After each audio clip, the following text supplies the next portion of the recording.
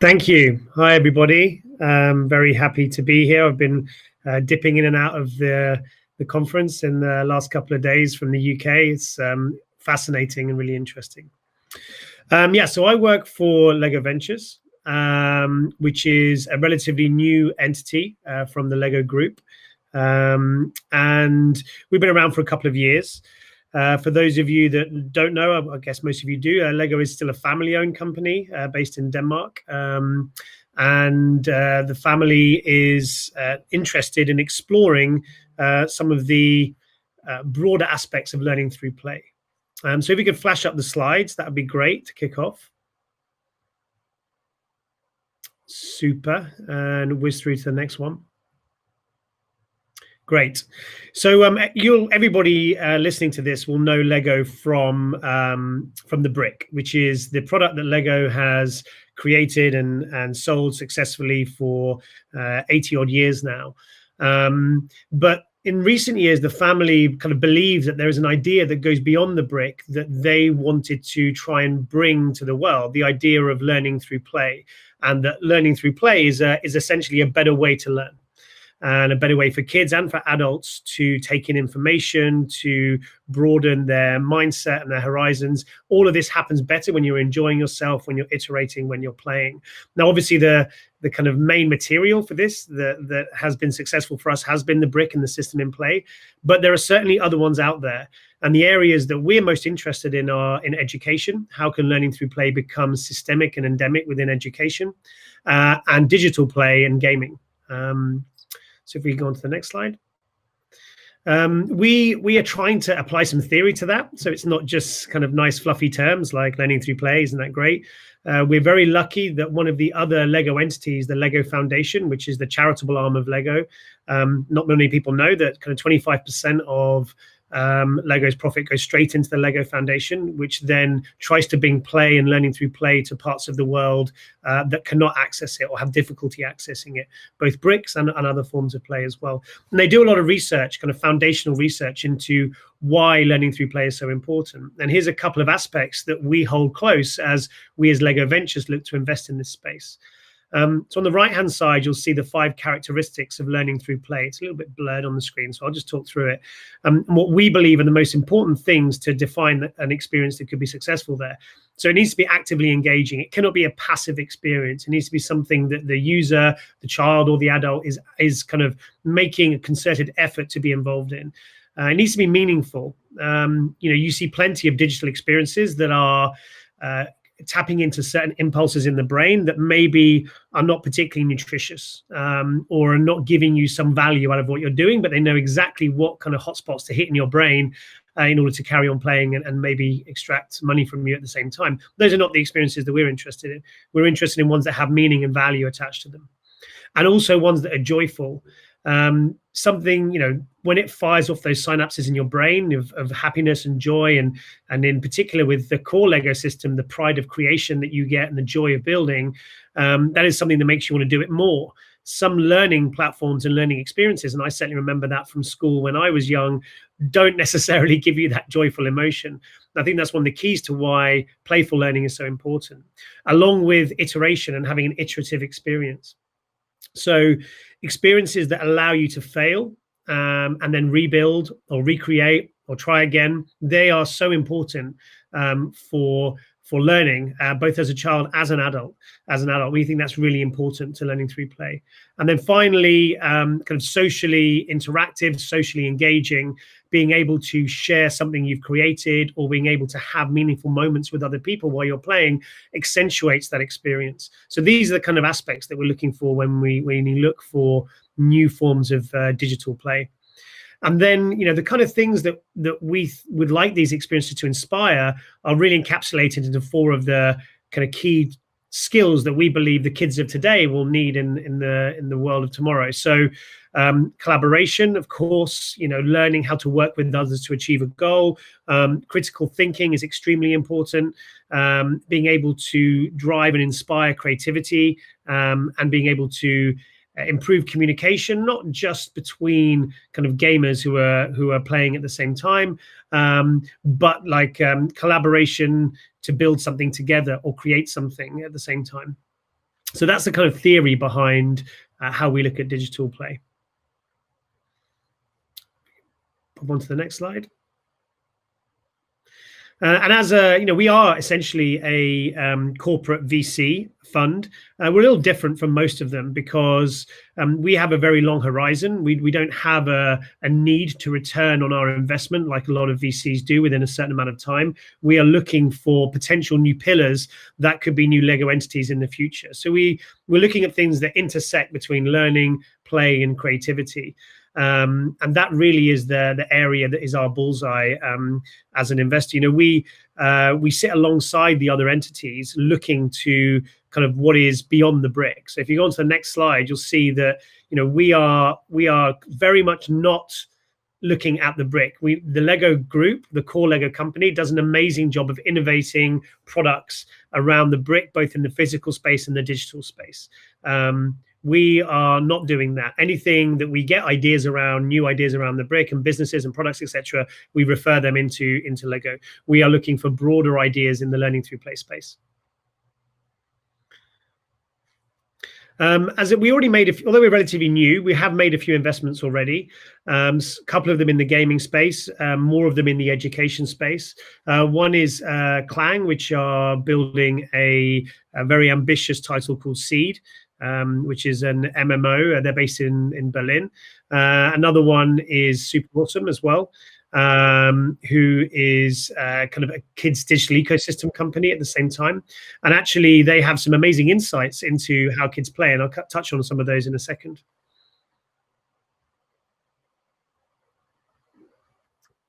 So it wouldn't be a presentation these days without having at least one slide talking about the impact of the situation we find ourselves in.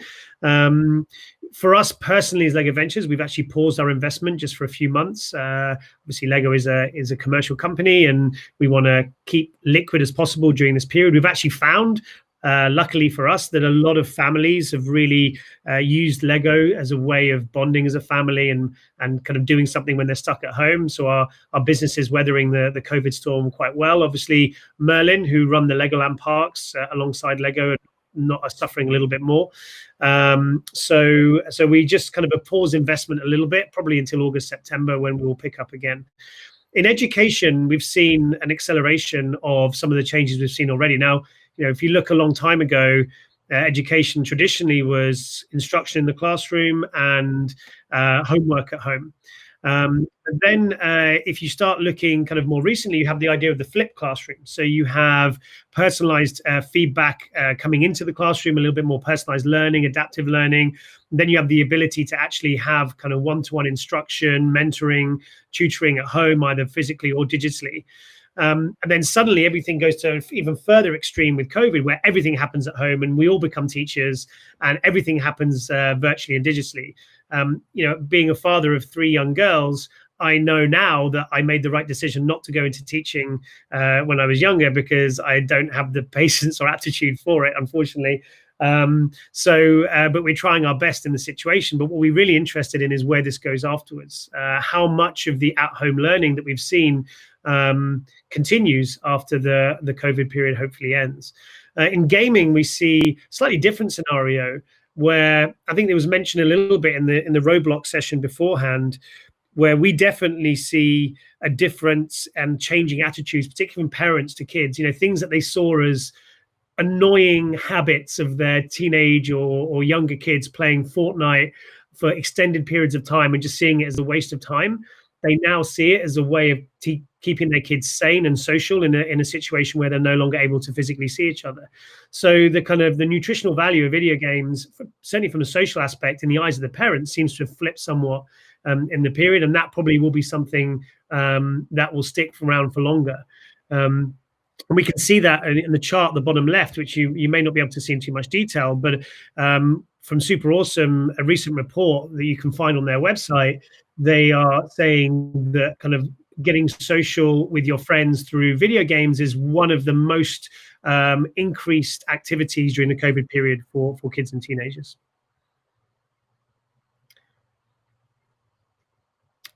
So digital play and education are our two main focuses of interest. I'm going to double down on digital play, obviously. That's the relevant area for today. If you go on to the next slide, there is one big kind of blocky square-shaped elephant in the room when it comes to Lego in the digital space. And that is that, when you think about kind of systematic creativity in gaming, there is someone there who does it amazingly well, and that's Minecraft.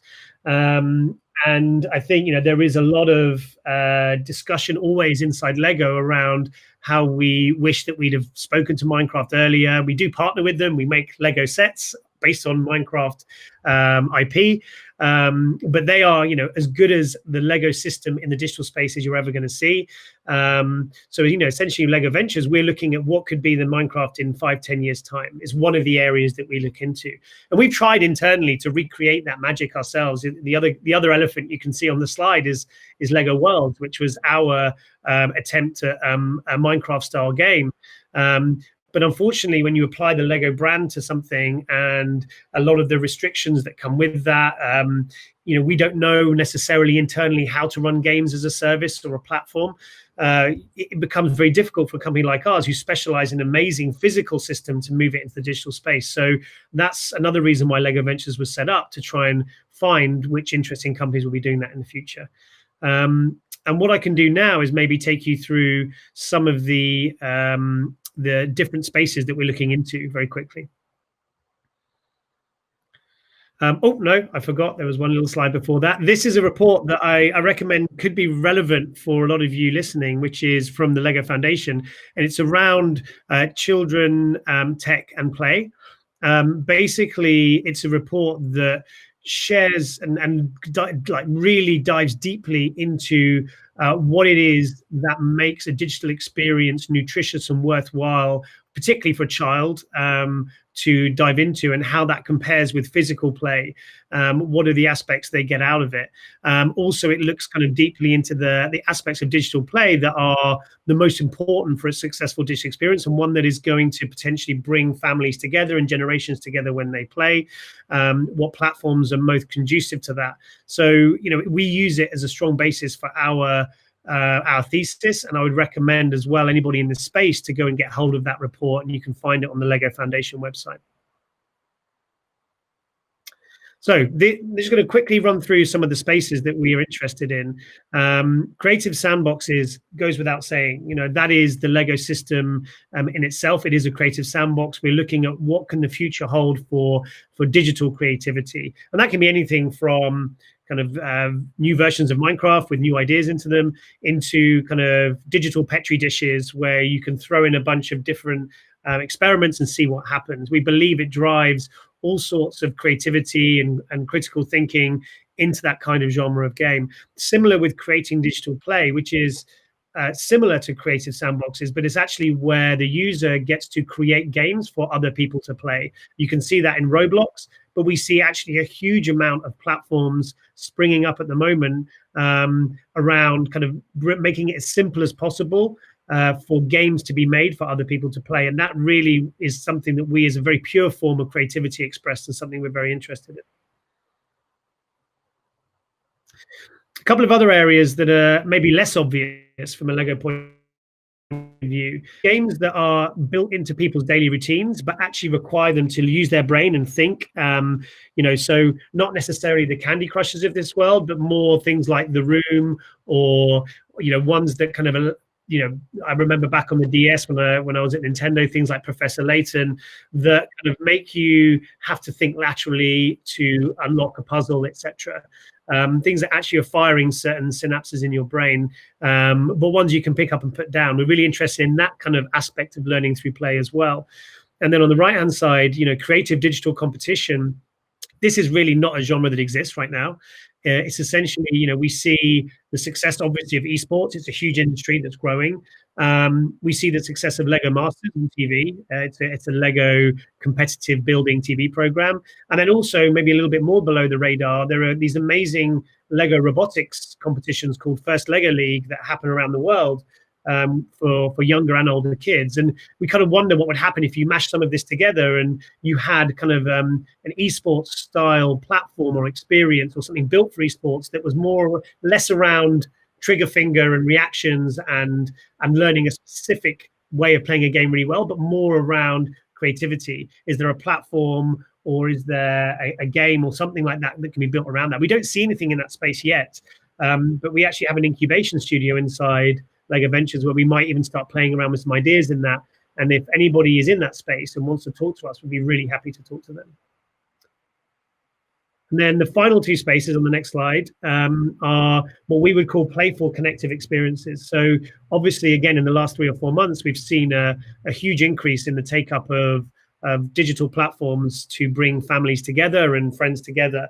And then also we see overlays of kind of playful experiences on top of that, both digitally and sometimes in the same room as using physical devices, i.e. with kind of heads up and things like that. Those ways of creating meaningful moments between family members, cross generations, kind of finding something that anyone can play no matter what the skill level, and then building into kind of like a meaningful moment for people is really interesting to us, because we actually think that is an amazing way to learn through play and bring different levels of gamers and players together.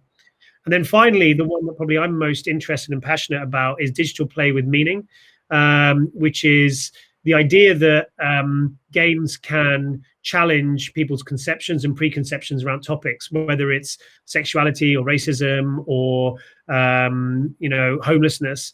Video games, as much as TV or film, or even more so because it can actually put you into their shoes and it can give you choices that have reverberations as you go through like narrative paths, can do that better than anything else. And we really believe that that is an underfunded and under-commercialized part of the gaming world, and one where kind of games with true meaning can actually reach a much broader audience. So we are looking at kind of supporting that area too. And then we also have a couple of lenses and amplifiers that we look through. It's not like these are hoops that have to be jumped through in order for us to support or fund projects, but it's more like, do they have the potential to build into some kind of social metaverse? Metaverse is the most overused word in the world right now, at least in the gaming world. But that idea of can it grows into a kind of a social platform that can be used.